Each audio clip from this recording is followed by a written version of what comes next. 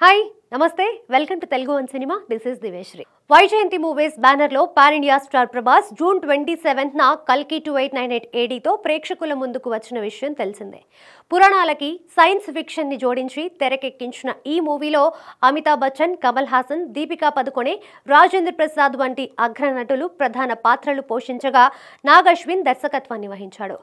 600 కోట్ల భారీ బడ్జెట్ తో తెరకెక్కిన ఈ మూవీ వరల్డ్ వైడ్ గా 1200 కోట్ల రూపాయల గ్రాస్ ని కలెక్ట్ చేయడంతో పాటుగా డిస్ట్రిబ్యూటర్స్ కి లాభాలు కూడా తెచ్చిపెట్టింది.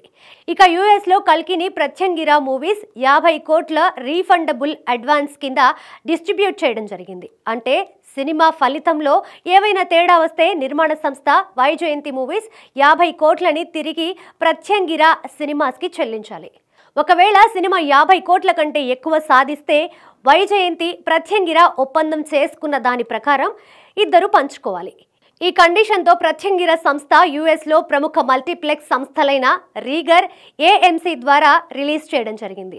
ఆ తర్వాత కల్కి ఘన విజయాన్ని అందుకోవడంతో పాటుగా 90 కోట్ల షేర్ని కూడా రాబట్టిందనే వార్తలు వస్తున్నాయి. దీంతో ఇప్పుడు వైజయంతి మూవీస్ ఆ 90 కోట్లలో మాకు 60% రావాలని, కలెక్షన్ల వివరాలు కూడా చెప్పాలని యుఎస్ నిబంధనల ప్రకారం రీగర్, ఏఎంసీ మల్టీప్లెక్స్ సంస్థలకి కోర్టు నోటీసులని పంపించడం జరిగింది.